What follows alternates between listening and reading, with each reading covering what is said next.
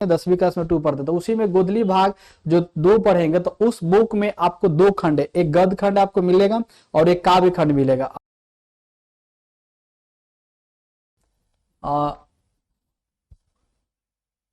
ये काव्य खंड है, यहां पर आपके काव्य खंड है। चलिए ये काव्य खंड है, ध्यान रखिएगा कौन सा खंड रहेगा, काव्य खंड रहेगा, ठीक है ना। गद्य खत्म हो गया, अब आएगा काव्य खंड। सभी लोग काव्य खंड जो पढ़ना चाहते हैं सभी लोग यस यस करेंगे। ये आपको पद नहीं है, काव्य खंड है, यहाँ पर मिस्टेक हुआ है। चलिए लेसन 1 से हम लोग स्टार्ट करते हैं। देखिए सबसे पहले है कि जो नर दुख में दुख नहीं माने, कविता का भावार्थ लिखे। जो नर दुख में दुख नहीं माने, अब कह रहे कि जो व्यक्ति दुख में दुख को नहीं मानते हैं वो उसके लिए यहां पर कह रहे हैं जो नर दुख में दुख नहीं माने। Thank you sir, Chhapra king skater, बहुत बढ़िया, आपको बधाई लाइव में जुड़ने के लिए। सभी बच्चे को धन्यवाद, आपने ये इतना बड़ा सेशन को अभी तक आप देख रहे हैं और उम्मीद करते हैं कि इस बार 100 में 100 सभी बच्चे को आएगा और यहीं से प्रश्न आएगा। ये सारे प्रश्न आपको भी आई है, ठीक है। जो नर दुख में दुख नहीं माने, यहां पर हम लोग देखते हैं भावार्थ लिखना है। कैसे लिखना है, पहले तो लेखक के बारे में लिख देना है, कहां से लिया गया, किस पार्ट से लिया गया उसको लिख देगा और तब नीचे जो उसका मतलब है बताना है। नर मतलब समझ, नर मतलब ही नहीं, नर और नारी नहीं समझना, नर मतलब मनुष्य हो गया, दोनों के लिए बोला गया है, पुरुष स्त्री यहाँ पर दोनों के लिए आ गया। जो नर में जैसे आप लोग को रहीमन वे नर मर चुके, रहीमन वे नर मर चुके जेके हम आंगन जाई, उनते पहले वे मर जिन मुख निकसत नाई। रहीम जी कहते कि वे नर मर, वे नर, नर मतलब देखते यहाँ पर भी जो नर, अभी नहीं कि सिर पे यहाँ पर नर नारी की चर्चा हो नहीं, जैसे रहीम कहते इस तरह भी कहते वे रहीमन वे नर मर चुके जेके हम आंगन जाई, उनते पहले वे मरे जिन मुख निकसत नाई। रहीमन जी कहते इस पार्ट में देखेंगे, पहले यहाँ पर समझ लेते ये भी। रहीम जी कहते हैं कि वे नर मरे होते हैं, नर मतलब सभी को बोला जा रहा है, मनुष्य स्त्री पुरुष सबको, वे मरे होते हैं जो कुछ किसी के पास मांगने के लिए जाते हैं, समझे को मरे होते हैं। लेकिन कह रहे हैं कि मरे होते हैं लेकिन वो जिनके पास जाते हैं कुछ मांगने के लिए, अगर वो सामने वाला व्यक्ति कुछ नहीं देता है तो उनसे पहले वे मरे होते हैं। तो वहां पर देखिए नर का वहां पर चर्चा हुआ ना, सेम यही पर है कि जो नर दुख में दुख नहीं माने, इसका हम लोग चलेंगे। सभी को धन्यवाद जुड़ने के लिए, बहुत बढ़िया, हम भी पढ़ेंगे तो हम भी पढ़ाएंगे, पढ़िए।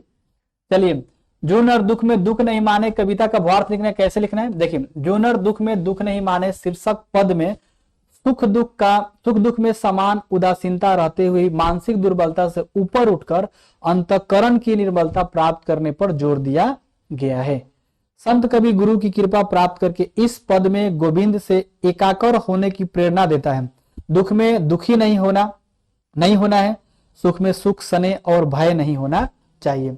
खूब सुख होगा तो इतलाना नहीं चाहिए, बुझा रहे ना, आना तो आप समझ रहे क्या होगा।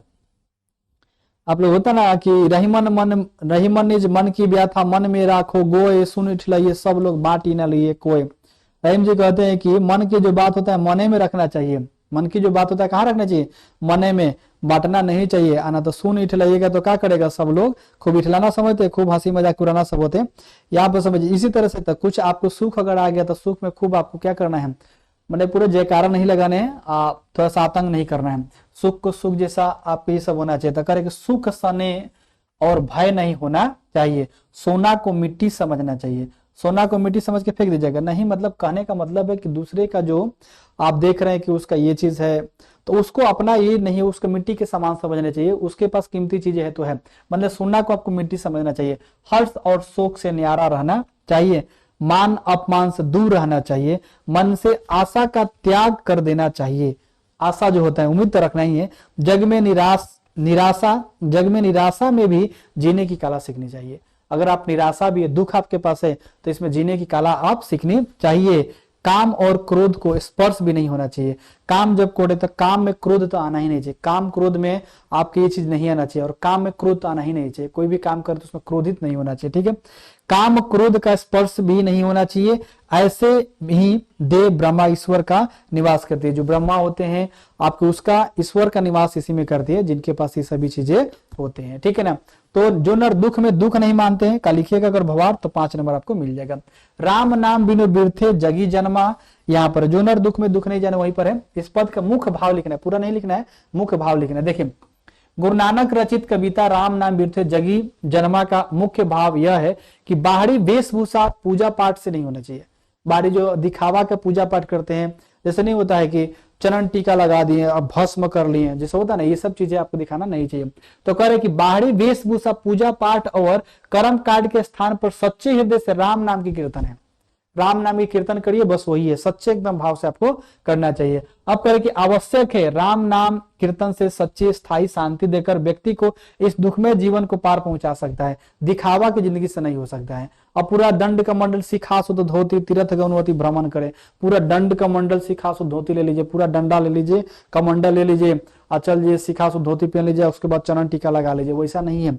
आप सिर्फ राम को याद करिए, जब भी आपको समय मिल रहा है, आप जिस जन्म देने वाले को कम से कम याद करिए। आप सुबह जब उठते हैं तो कम से कम भगवान को याद करिए कि आप भगवान ने क्या कि आपको जगाएं, इतना बार कम से कम धन्यवाद दीजिए और भगवान को ही याद करना है, ठीक है।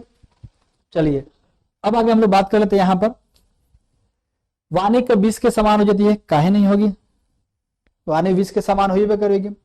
अगर आप सही से नहीं बोल पाइएगा, सही से अगर कुछ चीजें नहीं समझ पाइएगा, किसी को मान लीजिए कुछ बोल दीजिएगा भद्र, तो वाणी क्या होती है, विष के समान हो जाती है। इसलिए आपको ध्यान रखना है वाणी कब विष के समान होती है, तो यहाँ पर हम लोग देख लेंगे।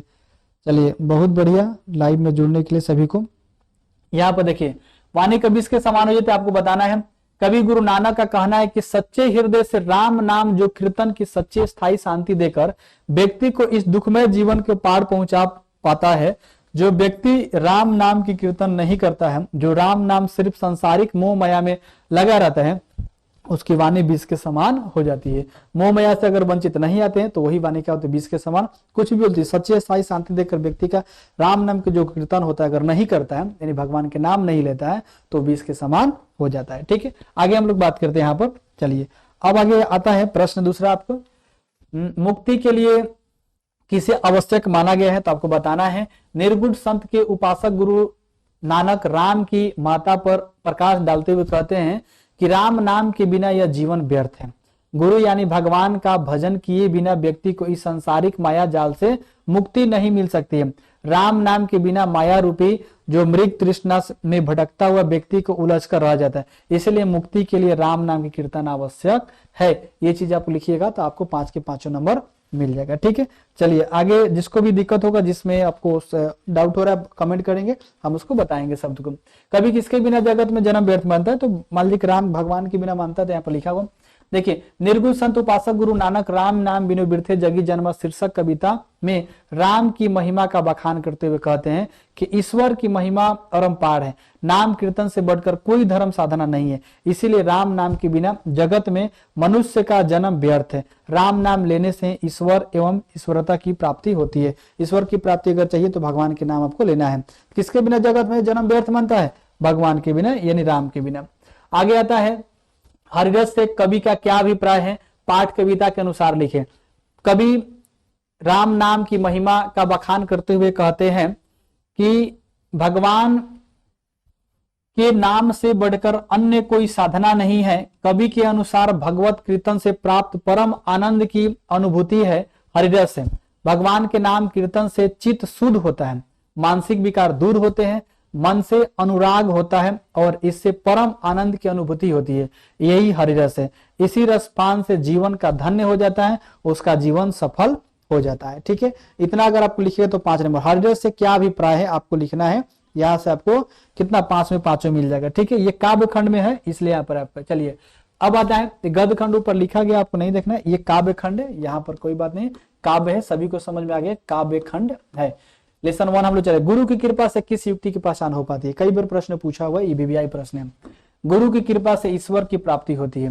गुरु कृपा से ही मनुष्य का काम, क्रोध, मद, लोभ और मत्सर से भाव से मुक्ति होकर ईश्वर की प्राप्ति कर पाता है। ब्रह्म प्राप्ति से ये युक्तियों का गुरु कृपा से होते हैं।